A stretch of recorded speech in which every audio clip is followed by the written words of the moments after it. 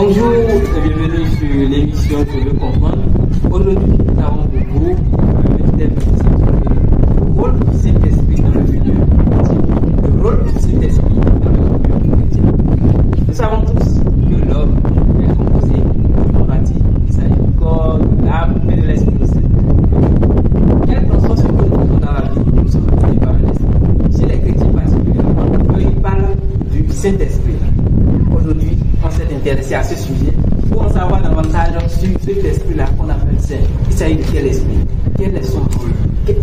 On veut fouiller dans les compartiments de ce sujet-là.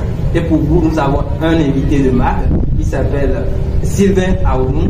Pour ceux qui ont déjà regardé le premier épisode de notre émission Je veux comprendre, le connaissent déjà plus ou moins, mais pour ceux qui n'ont pas eu la chance de regarder, on va lui demander très humblement de se présenter à nouveau.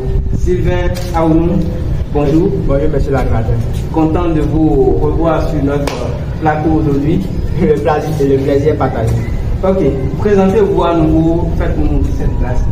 Et moi c'est Sylvain Aounou, je suis chrétien et en l'occurrence chrétien céleste. Je suis présent sur ce plateau pour partager un peu de mon savoir de ce que je m'appelle.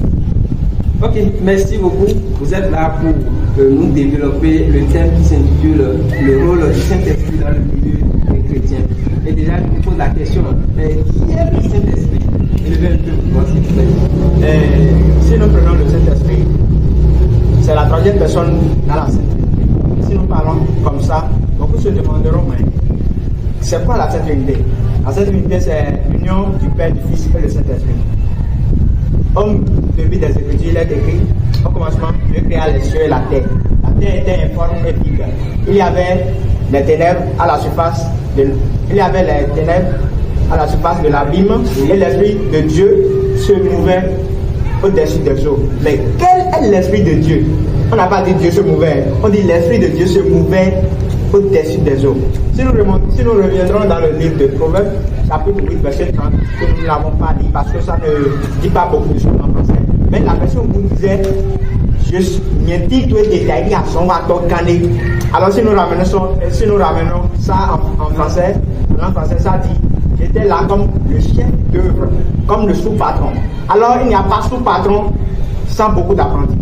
Avant qu'il y ait question de sous-patron, il doit avoir au moins 2 apprentis. Mais si nous prenons le livre de Genèse, chapitre 1, verset 3, il dit que la lumière soit. Il est en train de s'adresser à quelqu'un. Que la lumière soit. Donc, il est en train de parler à notre Seigneur Jésus-Christ. Dieu est en train de parler à notre Seigneur Jésus-Christ. Que la lumière soit. Il lui recommande maintenant de faire la lumière. Mais comment? L'autre disait qu'il était le sous-patron de la création. Alors il y avait quelqu'un sous lui qui faisait les choses, mais qu'on ne voyait pas à travers les Écritures. Et c'était le Saint-Esprit. Donc Jésus faisait tout avec son aide. C'est pourquoi nous pouvons dire le Saint-Esprit, qui est la troisième personne de la Sainte Trinité, il est l'utile entre le Père et le Fils. Comme texte illustratif, nous prendrons le livre de Jean, chapitre 16, verset 13. Quand le Consolateur sera venu, Oui.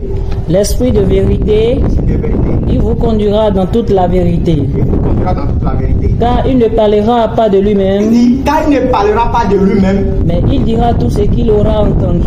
mais il dira tout ce qu'il aura entendu. Merci beaucoup. Donc, Jésus montrait par là que le Saint-Esprit ne fait rien de lui-même. Il est un outil entre le Père et le Fils. Merci. Le Saint-Esprit ne fait rien de lui-même. Il est un outil, un intermédiaire entre le Père et le Fils. Maintenant, est-ce que le Saint-Esprit existait avant la naissance? Parce que, avant ce que vous venez de dire, c'est comme si c'est le truchement entre les deux personnalités et les deux dieux. Maintenant, est-ce que ça veut dire que l'Esprit existait avant la naissance ou bien avant l'apparition de Jésus? Parce que n'oublions pas que Jésus avait dit que c'est après son ascension qu'il va envoyer un esprit qui sera le consolateur de ses disciples ou bien de ceux qui vont le suivre sa doctrine. Donc, j'aimerais savoir si l'esprit existait avant qu'il ne prononce cette phrase. D'accord. Si nous remontons dans les temps, dans les Écritures anciennes, si nous prenons le livre de Genèse, en l'occurrence le chapitre 18, on verra que 3 personnes étaient logées chez Abraham. 3 personnes qui étaient dans la direction pour visiter Sodome et Gomorrhe ils étaient logés chez Abraham. Mais c'était qui? Il y avait l'un d'entre eux qui disait, l'année prochaine, je reviendrai. Ta femme Sarah sera enceinte et elle enfantera un fils qui lui donnera le nom de Isaac. Mais qui était cette personne? Jésus, dont nous parlons aujourd'hui, c'est la deuxième personne de la Trinité qui s'est réunie. La plus forte. On lui a formé un corps dans le ventre de la mère Marie. Et maintenant, il a pris ce corps, il est venu en tant qu'humain. C'est à partir de ce moment qu'on parle de Jésus. Sinon, on ne le connaissait même pas en tant que Jésus. C'est pourquoi Jean 1:1 disait, au commencement était la parole. Au commencement était la parole. Était la parole. Et la parole était avec Dieu. La parole était avec Dieu. Et la parole était Dieu. Et la parole était Dieu. Merci beaucoup. C'est aux disciples, bien vrai, que Jésus a fait cette promesse en disant que après ma mort, le consolateur viendra. Mais bien avant sa mort, le consolateur était déjà sur terre. Mais ils ont fait quoi? Ils ont été rebelles. Ils n'ont pas écouté, ils ont résisté à ce que voulait ce consolateur. C'est pourquoi il est reparti. Si nous prenons le livre d'Ésaïe pour illustration 63, verset 10, de là, nous pouvons voir que vraiment avant la naissance de Jésus-Christ, avant qu'il ne prenne un corps humain, il visite la terre, il y avait question du Saint-Esprit même, c'était caché. Mais ils ont été rebelles. Ils ont attristé son Esprit Saint. Merci beaucoup. Ils ont été rebelles, ils ont attristé son Esprit Saint. Et l'Esprit Saint a fait quoi? Et il est devenu leur ennemi. Il a combattu contre eux. Merci beaucoup. Et l'Esprit maintenant, il a combattu contre eux. Cet esprit est remonté au Père. Parce qu'il était l'outil du Père du Fils. Maintenant, le Fils est revenu. Il a déjà préparé le terrain. Et il dit maintenant, bon, comme le terrain est déjà bon, je renverrai encore le Saint-Esprit et il reviendra. C'est de là que tout est parti. Ok, c'est de là que tout est parti. Sinon, le Saint-Esprit existe et existera. Puisque c'est la Sainte Trinité, il y a le Père, il y a le Fils, il y a le Saint-Esprit. Le Père est là depuis. Bon, personne ne connaît d'où il vient, personne ne sait rien de lui. Le Fils de même et le Saint-Esprit de même, ils sont circonsubstantiels. Circonsubstantiels, ils sont les trois trinités. Maintenant, j'aimerais savoir, parce que s'il y a une précision, si on dit qu'il y a un esprit qui est saint, l'esprit saint, c'est qu'il existe plusieurs sortes d'esprits. Maintenant, dites-nous, comment l'esprit saint se manifeste? Comment on peut définir la manifestation de l'esprit saint dans une personne ou bien dans un milieu? Bon, si nous prenons l'esprit saint en sa totalité, sa manifestation est un peu difficile à sonder. Mais si nous prenons les fruits de l'esprit ou bien les dons de l'esprit, on peut vite les reconnaître. Il y a beaucoup d'esprits. Il y a l'esprit d'assouplissement dont a parlé la Bible. Et c'est Dieu qui frappe avec. Et il y a aussi l'Esprit Saint. Quand l'Esprit Saint est là, ou bien quand il y a le don de l'Esprit là, alors ces manifestations sont vraiment constatées et on voit que ça là, ça descend de Dieu. Mais l'Esprit Saint lui-même, sa manifestation, c'est comme une plante qui a été plantée, qui a été arrosée, à laquelle on a donné tout, on a tout fait. En sa saison, il doit rendre ses fruits. Donc l'Esprit est là. Par ces manifestations, il doit rendre les fruits. Alors les fruits de cet Esprit Saint, de ce Saint-Esprit sont Galates 5, verset 22. Il y a 9 fruits. Et c'est à travers ces 9 fruits que se manifeste le Saint-Esprit. Si la personne montre, si l'Esprit ces 9 fruits en lui, alors il a le Saint-Esprit. Mais le fruit de l'Esprit, il dit, mais le fruit de l'Esprit, c'est l'amour, la joie, la paix, la patience, la bonté, la bénignité, la fidélité, la douceur, la tempérance. Et la tempérance. Alors, c'est à travers ces 9 fruits que se manifeste le Saint-Esprit. Ok. Sinon, il peut y avoir plus de 9 fruits. Tout ce que vous voulez dire par là, c'est que c'est à travers vos fruits, on va reconnaître l'esprit qui vous habite ou bien l'esprit qui vous anime, l'esprit qui vous pousse à agir. Mais néanmoins, j'aimerais vous demander à quelle étape un chrétien peut avoir le Saint-Esprit, ou bien est-ce que tous les chrétiens ont le Saint-Esprit? Oui, tous les chrétiens ont le Saint-Esprit, mais tous les croyants n'ont pas le Saint-Esprit. C'est la différence. J'ai déjà dit qu'il y a une différence entre croyants et chrétiens. Ce sont les apôtres qui ont été appelés pour la première fois, les disciples qui ont été appelés pour la première fois chrétiens à Antioche. Parce que les actes reflétaient celui de Christ. C'est quand tu marches selon les ordonnances de Christ. C'est quand tu parles selon ce que Christ a recommandé. Quand tu suis ses paroles, ses commandements. C'est à partir de là que tu es chrétien. C'est pourquoi Paul disait aux Corinthiens, si nous prenons le chapitre 11 du 1 Corinthiens verset 1, il disait, suivez-moi comme moi, je suis Christ. Donc, c'est en suivant Paul, comme Paul est en train de suivre Christ, c'est à ce moment qu'ils vont devenir chrétiens parce qu'ils empruntent les pas de Christ. Donc, tous les croyants n'empruntent pas, comme ce que nous l'observons aujourd'hui, tous les croyants n'empruntent pas le pas de Christ, mais les chrétiens en l'occurrence, en particulier, de façon particulière, eux, ils empruntent les pas de Christ. Donc, ils ont l'Esprit Saint en eux. Et pour recevoir l'Esprit Saint, il y a Jean 14, verset 15 qui nous dit la condition sine qua non, c'est-à-dire la condition que nous devons obligatoirement remplir avant d'avoir accès à l'Esprit Saint. Si vous m'aimez, il dit si vous m'aimez, gardez mes commandements. Gardez mes commandements. Et moi, je prierai le Père. Je prierai le Père. Et il vous donnera un autre consolateur. Il vous donnera un autre consolateur. Attendez. Il dit et moi. Et c'est une conjonction de coordination. Ça relie deux phrases indépendantes. Il dit si vous m'aimez, gardez mes commandements.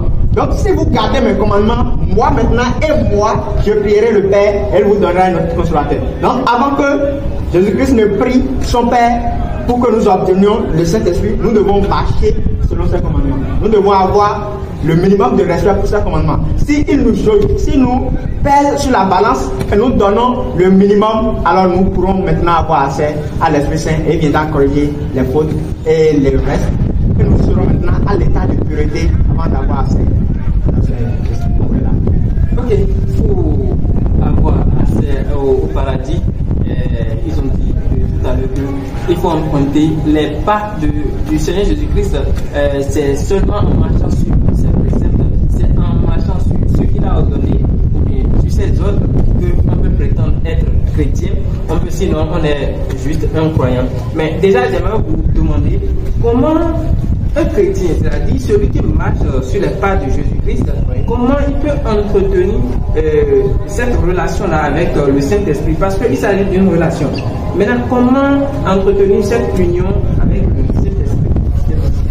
Bon, si nous prenons de façon naturelle, il y a un animal qu'on appelle l'escargot. Il ne vit que dans l'humidité. L'escargot n'aime que l'humidité, mais quand il n'y a pas question d'humidité, mais de sécheresse, ou bien quand tout est sèche, il disparaît. On ne le voit plus. C'est comme ça le Saint-Esprit. Bon, on dit deux pôles et contraires s'attirent. Mais deux pôles qui ne sont pas contraires ne s'attirent pas. Le pôle nord attire le pôle sud. Le pôle sud attire le pôle nord. Avant que l'aimant n'attire le fer, il doit avoir quelque chose. Mais deux pôles qui ne sont pas contraires ne s'attirent pas. Le pôle nord attire le pôle sud. Le pôle sud attire le pôle nord. Avant que l'aimant n'attire le fer, il doit avoir quelque chose en lui, le métal. Mais quand ce fer sera brouillé, il ne pourra jamais plus attirer. L'aimant ne pourra jamais être attiré par ce dernier. Donc, pour rester constamment dans le Saint-Esprit, il faut rester constamment dans le commandement de Dieu. C'est pourquoi Jésus dit dans le verset 21 du chapitre 14, à partir du verset 23, il dit, si vous gardez mes commandements, oui, moi, je viendrai, moi et mon Père, nous viendrons vers vous et nous habiterons avec vous. Quand ils habiteront là, ce sera de façon éternelle, parce que Jésus est là, Dieu est là, ce qui est synonyme que le Saint-Esprit est déjà là, parce qu'il est l'outil entre le Père et le Fils. Si le Père et le Fils sont présents en toi, alors c'est-à-dire que l'Esprit est en toi. Maintenant, la condition pour toujours garder cet esprit et pour ne pas le permettre de s'en aller, c'est quoi? C'est de prendre soin de notre corps, parce que notre corps est le temple de l'Esprit Saint. Est-ce en se lavant, est-ce en se douchant ou bien? Non, non. Comment nourrir son corps? Bon, il est bien vrai que Dieu aime la propreté. Il aime les gens qui sont propres. Mais la propreté de ce corps qui est à l'intérieur de nous n'est pas ce corps que nous lavons. Mais c'est quoi? La première des choses, la fidélité. Adorer un Dieu et un Dieu unique. Il ne faut pas consulter des vautours ou bien des dieux qui ne sont pas en réalité Dieu, mais il faut consulter le créateur du ciel et de la terre. C'est la première condition pour garder le corps qui est en dedans de nous propre et habitable pour l'esprit. Et la seconde que nous ignorons aujourd'hui, que beaucoup ignorent aujourd'hui, c'est la vérité de la chair. On ne bouge pas n'importe comment avec Dieu. C'est-à-dire fuir l'impudicité. C'est en cela faisant que nous nous préparons maintenant pour être éternellement habités par l'Esprit Saint. Mais si nous nous laissons emporter par l'impudicité, par l'impureté, alors nous sommes en train de détruire le corps qui est le temple de l'Esprit. Alors si Dieu ne trouve pas le temple, s'il ne trouve pas là où il doit habiter, nous sommes de nous, nous laisse, nous serons errants sur la terre. Nous serons errants sur la terre, sinon pour entretenir une relation étroite avec le Saint-Esprit, comme le devancier vient de dire, il faut déjà adorer Dieu et Dieu seul. Il faut s'éloigner de l'impudicité. Je pense que c'est très important ce que vous venez de dire. Et les auditeurs, les téléspectateurs, chers internautes, prenez ça en compte parce que c'est une personne très très outillée, une personnalité qui connaît bien dans le domaine. Et puis, pour ça, j'ai une question particulière. J'aimerais savoir si un chrétien peut commencer avec le Saint-Esprit et en cours de route, le Saint-Esprit va le quitter. Est-ce que c'est possible qu'à un niveau donné, celui un chrétien qui commence par le Saint-Esprit, devient une autre personne? Avant que le Saint-Esprit nous soit donné, nous soit attribué, il a déjà senti quelque chose en nous. Nous avons déjà été jugés sur la balance et nous avons pesé. Nous avons donné le poids, le minimum de poids qu'on voulait, qu'on souhaitait. Si jamais il n'y avait pas question de poids, si nous donnons moins que ce qu'on attendait de nous, alors il n'y aura pas de question de l'Esprit Saint. En disant quoi? Nous voulons dire quoi par là? Si tu as déjà l'Esprit Saint, il est impossible maintenant pour que tu perdes l'Esprit en chemin. Si nous prenons le livre de Jean, chapitre 10, à partir du verset 26, 27, 28, Jésus était en train d'expliquer quelque chose aux pharisiens. Ils n'avaient pas compris, parce qu'il disait en haut du chapitre qu'il est le berger. Et ses brebis le connaissent, et lui-même il connaît ses brebis. Mais eux, ils ne savaient pas ce qu'il dit, et il a dit quelque chose à partir du verset 26. Mais vous ne croyez pas. Mais vous ne croyez pas. Parce que vous n'êtes pas de mes brebis. Parce que vous n'êtes pas de mes brebis. Mes brebis entendent ma voix. Mes brebis, qui sont les chrétiens, ils entendent ma voix. Je les connais. Ils me connaissent, oui. Et elles me suivent. Et elles me suivent. Je leur donne la vie éternelle. Je leur donne la vie éternelle. Et elles ne périront jamais. Elles ne périront jamais. Le chrétien qui a déjà le salut, c'est-à-dire le chrétien qui a déjà l'Esprit Saint en lui, il ne pourra jamais perdre. Il ne pourra jamais perdre ce Saint-Esprit. Il ne pourra jamais perdre le salut. Oui. Et personne ne les ravira de ma main. Et il dit, et personne ne les ravira de ma main. C'est-à-dire, la personne a déjà commencé avec le Saint-Esprit. C'est impossible maintenant à lui, qui a déjà goûté à ça, non, qui a déjà pris possession de ça, c'est impossible pour qu'il perde cet esprit. Parce que cet esprit est déjà en lui. Et je lui disais même, dans le livre que nous avons déjà lu, Jean 14, 15, il disait, cet esprit, ce consolateur, quand il viendra, il demeurera éternellement avec vous. Ce n'est pas qu'il va venir et faire 3 mois, faire 3 ans, puis repartir. Non. Quand il viendra, quand vous allez suivre mes commandements et vous serez aptes, l'Esprit viendra. Et maintenant, quand il sera venu, il demeurera éternellement. Mais c'est à partir de l'état de chrétienté. Mais tant que vous êtes encore croyant, vous n'êtes pas encore chrétien, il n'y a pas de chrétien. Alors là, parce que vous avez goûté, donc vous n'avez pas encore mangé, vous n'avez pas encore l'Esprit Saint avant de le faire. Mais quand vous l'aurez maintenant, vous ne pourrez plus jamais le faire. Parce qu'il vous a déjà jugé capable de l'entretenir jusqu'à la fin. C'est pourquoi il s'est fait. Ok, sinon la raison pour laquelle j'ai posé cette question, parce que voilà, il y a des gens qui commencent chrétiens et puis au fil du temps, deviennent une autre personne. En tout cas, on va laisser ce voilà, pour demander s'il y a des rituels d'invocation du Saint-Esprit. Est-ce qu'on peut, par exemple, à travers les positions des mains, est-ce qu'on peut permettre à quelqu'un qui d'avoir le Saint-Esprit, est-ce que par l'imposition des mains, je vais donner un exemple, est-ce qu'on peut appeler l'Esprit Saint dans une personne? Donc pour cela, je vais faire recours à un livre que Paul écrivait à Timothée, 1 Timothée chapitre 4, le verset 14, il lui disait quelque chose concernant l'imposition des mains et ce qu'on reçoit à partir de cela. Ne négligez pas le don qui est en toi. Il dit ne néglige pas le don qui est en toi. Et qui t'a été donné par prophétie. Avec l'imposition des mains de l'assemblée des anciens. Avec l'imposition des mains de l'assemblée des anciens. Le don qui lui a été donné par prophétie et avec l'imposition des mains de l'assemblée des anciens. Ce qui veut dire que l'imposition ne donne que le don. L'imposition donne des dons. L'imposition donne des dons. À travers, non l'esprit lui-même. Il y a l'esprit, il y a ses dons et il y a ses fruits. Mais lui-même là, dans son intégralité, il ne vient que quand il y a respect des lois et des commandements. Mais le fruit, oui, le fruit vient après que la plante soit déjà plantée.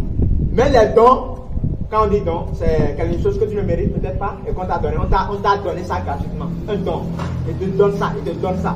Donc c'est ça. Par imposition des mains, on pourrait recevoir plusieurs dons à la fois. Peut-être la diversité des langues, la prophétie, ici, qu'on avait cité dans le livre de 1 Corinthiens chapitre 12, c'est l'imposition des mains peut faire ça. Mais donner le Saint-Esprit lui-même, dans son intégralité, la troisième personne de la Sainte-Trinité, c'est impossible. C'est impossible, oui. Ok, maintenant, j'aimerais savoir si le Saint-Esprit est dédié uniquement aux chrétiens ou bien le Saint-Esprit peut entrer dans une personne non chrétienne puis travailler avec quelqu'un. Est-ce qu'on peut retrouver les fruits de l'Esprit Saint chez un non-chrétien, plus précis? Oui, on peut retrouver les fruits de l'Esprit Saint chez un non-chrétien. Si nous prenons le cas de Corneille, Corneille ne connaissait pas Jésus, en fait, il n'était pas chrétien, il ne connaissait pas le christianisme. Mais il marchait et il était pied devant l'Éternel avant son baptême. Il était quelqu'un, il faisait des aumônes, il était pieux, il aidait les gens faibles, il faisait tout. Et il a été agréé même avant d'être chrétien. Il était encore païen, mais Dieu a du plaisir en lui, même en étant païen. Donc, les fruits sont présents à partir du moment où, si nous observons aujourd'hui, il y a même des païens qui observent la loi de Dieu, qu'ils appellent la loi de la nature, plus que nous-mêmes chrétiens, qui se disent chrétiens et qui publient partout que nous sommes chrétiens. Et ils disent que ici, c'est Gbessou. C'est ça qu'ils appellent Gbessou. Alors que Gbessou, c'est la loi de Dieu, qu'ils ont appelé Gbessou. Et ils observent ça. À partir de là, ça leur manquera quoi?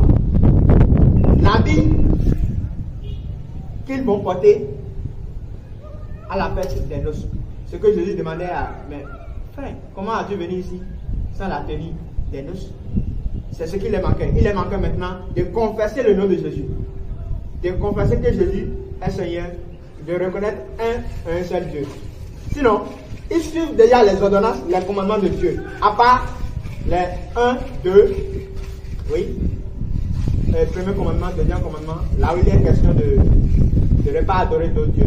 Ils prient cela. Mais il y a d'autres lois qu'ils observent. Okay. Est-ce à dire que celui ou bien une personne qui a les fruits de l'Esprit Saint, c'est-à-dire Dieu même, c'est-à-dire Dieu l'aime, tout ce qu'il fait, Dieu est d'accord avec lui, malgré qu'il est païen, est-ce à dire qu'il ne va pas aller au paradis parce qu'il n'a pas confessé simplement le nom de Jésus, alors qu'il faisait tout ce que Jésus veut? Bon, si nous prenons l'exemple de Corneille, nous pouvons voir que Dieu, il est miséricordieux et il fait tout. Si, bon, Corneille était un homme droit devant l'Éternel. Alors, qui ne connaissait pas Dieu, il n'a pas encore été baptisé dans le nom de Jésus. Maintenant, puisque Dieu a vu que son âme était purifiée en lui, il faut maintenant que le corps soit purifié avant qu'il n'ait accès à la vie surnaturelle. C'est pourquoi il a appelé à Christ. Il dit à Pierre dans une vision, bon, va là-bas, va chez Corneille et fais ceci, ceci. Et Corneille et sa maison ont été baptisés pour qu'il ne soit pas surpris là-bas. Si nous prenons le livre de Matthieu, chapitre 22, je crois, Jésus annonçait une parabole. Il dit, un maître disait à ses serviteurs, allez partout, prenez par tout le chemin et amenez-moi ici tout ce que vous verrez. Les ivres, les prostituées, amenez-moi tout. Et il circulait. Il voit quelqu'un qui n'avait pas avec lui le sceau de l'invitation. Donc il était là, invité, mais il n'avait pas la tenue de noces. Et la tenue de noces, c'était quoi? Il n'a pas expliqué ça, mais c'était la marque de Jésus. Parce que Jésus disait que c'est lui la porte, par laquelle tout le monde dois entrer pour voir le Père. Bon, si tu n'as pas connu la porte ici, tu ne le connaîtras pas là-bas. Il lui dit, mon ami, comment es-tu entré ici? Comment es-tu entré ici sans avoir un habit de noces? Sans avoir un habit de noces. Cet homme eut la bouche fermée. Il la bouche fermée, oui. Alors le roi dit aux serviteurs, le roi dit à ses serviteurs, liez-le les pieds et les mains, et jetez-les dans les ténèbres du dehors. Merci beaucoup. D'abord, comment a-t-il fait pour intégrer cette salle, malgré qu'il n'avait pas l'habit de noces? Il a observé les commandements qu'ils appellent Kwesou. Il a marché selon tous les Kwesou. Mais il a piétiné le plus grand des commandements, qui est ne pas adorer nos dieux. C'est pourquoi il disait dans le livre de Marc, chapitre 3, verset 28, il dit, tout blasphème qu'un homme aura proféré sur terre, lui sera pardonné. Mais celui qui blasphémera contre le Saint-Esprit, il ne lui sera pardonné ni dans ce monde, ni dans le monde d'après. Il est péché, il est coupable d'un péché éternel. Oui. Je vous le dis en vérité. Je vous le dis en vérité. Tous les péchés seront pardonnés aux fils des hommes. Tous les péchés seront pardonnés aux fils des hommes. Et les blasphèmes qu'ils auront proférés. Et les blasphèmes qu'ils auront proférés. Mais quiconque blasphémera contre le Saint-Esprit, blasphémera contre le Saint-Esprit, n'obtiendra jamais de pardon. Il n'obtiendra jamais de pardon. Il est coupable d'un péché éternel. Merci beaucoup. Il est coupable d'un péché éternel. Donc, le plus grand des commandements que Dieu défend et que Jésus a défendu, même lorsque quelqu'un était venu, il dit, que doit faire pour hériter le royaume des cieux? Il dit, Israël, le Seigneur notre Dieu est l'unique Seigneur. C'est le plus grand des commandements. Après lui vient l'amour du prochain comme soi-même. Mais le plus grand, c'est reconnaître le Dieu comme son Dieu. À partir du moment où tu ne l'as pas reconnu sur terre, et que tu as adoré d'autres dieux, même en observant tous les péchés, tu n'iras pas là-bas. Le plus grand des commandements que Dieu défend et que Jésus a défendu, même lorsque quelqu'un était venu, il dit, que doit faire pour hériter le royaume des cieux? Il dit, Israël, le Seigneur notre Dieu est l'unique Seigneur. C'est le plus grand des commandements. Après lui vient l'amour du prochain comme soi-même. Mais le plus grand, c'est reconnaître le Dieu comme son Dieu. À partir du moment où tu ne l'as pas reconnu sur terre, et que tu as adoré d'autres dieux, même en observant tous les péchés, tu n'iras pas là-bas. Aller là-bas, je pense que c'est le but de tout le monde, parce que c'est la vie la plus longue de l'existence. Vous savez, nous avons quelques temps à passer sur cette terre, et puis après notre mort, il y a une vie qui est infinie. Et c'est ça qui doit aussi nous intéresser sur la terre, parce que tout ce que nous faisons sur la terre, ça a une relation, c'est-à-dire notre vie de l'au-delà dépend de ce que nous faisons aujourd'hui. Et à voir et à analyser tout ce que le devancier vient de dire, c'est-à-dire non seulement tu obéis aux questions, c'est-à-dire aux lois de la nature, tu fais tout ce que Dieu veut, mais non seulement ça, il faut aussi confesser Jésus-Christ, il faut adorer Dieu unique, l'architecte de l'univers. Mais j'aimerais vous poser une question, parce que j'ai dit tout à l'heure qu'il y a plusieurs sortes d'esprits. Si déjà on qualifie un esprit de saint, il y a plusieurs catégories, plusieurs types d'esprits. Quelle est la place que le Saint-Esprit occupe parmi tous les esprits? Tous les esprits. Quelle est sa place? Quelle est la place que l'Esprit Saint occupe? D'accord. Dans la lettre de Paul aux Romains, je pense, il dit, soyez soumis à toutes les autorités et puissances, comme ces dernières sont soumises à Christ. Comme ces dernières sont soumises à Christ, c'est-à-dire à Dieu. À partir du moment où le Saint-Esprit est la troisième personne de la Sainte Trinité, et si nous parlons de la Sainte Trinité, attention, c'est le Père, le Fils et le Saint-Esprit. Ce Saint-Esprit, il surplante même de très loin tous les autres esprits. D'abord, les autres esprits, ce sont le résultat, oui, des anges déchus. Les anges qui ont été rebelles avec Satan au jour où il affrontait notre Dieu en disant, bon, je m'élèverai au-dessus de Dieu. Il y a certains anges, si nous prenons le livre d'Apocalypse, chapitre 12, il dit, Satan combattit avec ses anges. Donc il y avait des anges derrière lui. Et ces anges, ils ont été créés après, ils ont été créés par Jésus-Christ et par le Saint-Esprit. Alors, comment ce qui a été créé pourrait supplanter ce qu'il a créé? C'est impossible. C'est impossible. La Bible ne peut jamais dire au fabricateur que moi je te surprends, je suis. Non, non, non, non. Donc, ces esprits que nous voyons aujourd'hui, ces esprits malsains, peu importe le domaine, ils sont très minimes par rapport au Saint-Esprit. Le Saint-Esprit les surprend même de loin. L'Esprit Saint, c'est l'Esprit qui gouverne tous les esprits. À travers ce que vous venez. Oui, c'est l'Esprit qui gouverne, c'est l'Esprit qui est bon.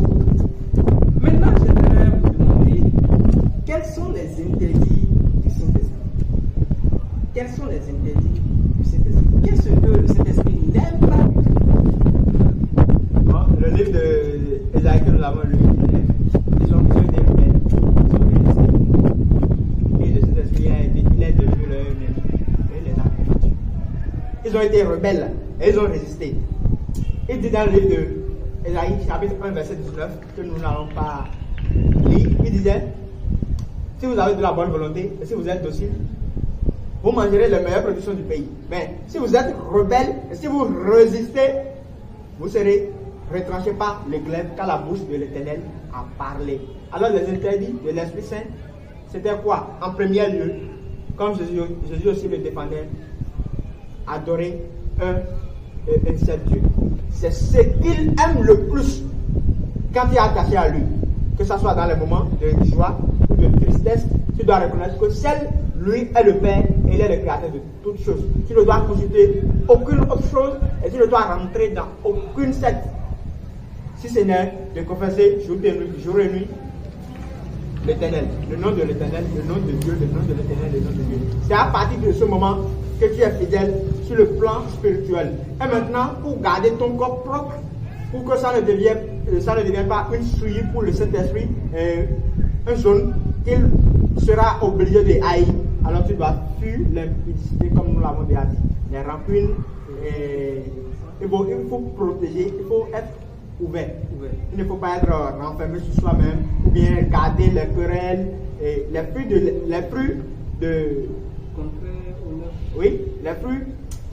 de la chair, c'est-à-dire ce que la chair produit dans Galates 5 à partir du verset 19. Il faut fuir ça. À partir du moment où tu n'es pas en ça, il dit: tous ceux qui sont à Christ ont déjà crucifié ses œuvres sur la croix. Si tu crucifies ses œuvres maintenant sur la croix, alors tu n'es plus. Tu es maintenant un outil, un vrai outil pour le Saint-Esprit et le temps qui pourrait le bénir à tout moment. Ok. Donc, si on comprend bien, le Saint-Esprit n'aime pas la rébellion. Non. Il n'aime pas ceux qui ne glorifient pas tous les désirs de la chair dépassés, excessifs. Oui, il n'aime pas ça. J'aimerais vous demander quelque chose. Est-ce que l'absence du Saint-Esprit peut empêcher quelqu'un d'aller au paradis? Ou bien, parce que vous avez dit tout à l'heure que si quelqu'un, bien vrai qu'il a le fruit de l'Esprit Saint, c'est-à-dire il pratique, il fait le bien, il est honnête, il est généreux, il est aimable, il fait tout, il adore, il fait tout ce que Dieu désire. Mais s'il ne confesse pas Jésus, c'est qu'il lui reste quelque chose. Maintenant, j'aimerais vous demander si le Saint-Esprit peut habiter en vous, c'est-à-dire l'absence du Saint-Esprit, c'est-à-dire l'absence du Saint-Esprit peut empêcher quelqu'un d'aller au ciel. Là, nous allons rapidement dans le livre de Job. Je crois que c'est le verset 10 et 11 du chapitre 8. Il disait quelque chose. Et c'est de là, nous pouvons voir si, avec ou sans le Saint-Esprit, ça pourrait être possible de voir, d'entrer dans le royaume des cieux. Oui. 8, verset 10. Job. Ils t'instruiront. Verset 11. Le jonc croit-il sans marais? Il dit, le jonc croit-il sans marais? Oui. Le roseau croit-il sans humidité? Le roseau croit-il sans humidité? Merci beaucoup. Ces deux questions nous suffisent déjà pour déduire que sans le Saint-Esprit, c'est quasi impossible d'entrer dans le royaume des cieux. Il dit, le roseau croit-il sans humidité? Donc, si le roseau ne peut croître sans l'humidité, alors il n'est pas possible à quelqu'un d'entrer dans le royaume des cieux sans l'Esprit Saint. D'abord, l'homme dans sa chair, l'homme qui a la chair avec lui, sans l'esprit, il fera toujours les œuvres de la chair. C'est à partir du moment où l'esprit habitera en lui qu'on pourra observer les fruits de l'esprit. Et c'est quand il portera ses fruits maintenant qu'il sera agréable devant l'Éternel et il sera complet et il sera parfait pour le royaume des cieux. Mais à partir du moment où les œuvres de la chair sont encore là, parce qu'il y a absence de l'Esprit Saint, alors c'est quasi impossible d'entrer dans le royaume des cieux. Le réseau ne peut pas croître sans l'eau, sans l'humilité. Du coup, j'aimerais vous demander votre mot de fin par rapport à notre thème, le rôle du Saint-Esprit dans le milieu chrétien. Qu'est-ce que vous voulez que les gens comprennent d'une façon concrète? Qu'est-ce que vous pouvez laisser comme votre mot? En résumé, l'Esprit Saint ne tourne que sur la troisième personne de la Sainte Trinité. Et sans ça, l'homme ne peut jamais, au grand jamais, résister au diable dans ce monde qui est déjà en train de sombrer et qui va de mal en pis. Il n'y a que l'Esprit Saint qui pourrait nous aider à tout faire pour habiter ce monde, mais pour ne pas copier ce monde. Parce que sans l'Esprit Saint, nous ne pouvons pas. Satan est là et il règne. Il est le prince de ce monde. Il est le prince de ce monde. Mais le Fils de l'homme, il vient, il nous proclame l'Esprit Saint si nous marchons selon ses commandements. Donc Dieu nous invite maintenant à marcher selon les commandements de Jésus, afin qu'il prie le Père et que le Père nous donne le Saint-Esprit. Cet esprit, quand nous l'aurons, nous donnerons maintenant les fruits de l'esprit. Et à partir de ces fruits, nous serons aptes et nous serons vraiment éligibles pour le royaume des cieux. Mais attention, cet esprit, il n'aime pas la diffamation, la calomnie, l'infidélité et la prostitution, l'impureté, l'impudicité. Il a en horreur l'infidélité, c'est-à-dire qu'il laisse Dieu et qu'il en va vers un autre Dieu. Cet esprit n'aime pas ça. Il n'aime pas la salade, il n'aime pas le mélange. Il est homogène et il n'est pas hétérogène.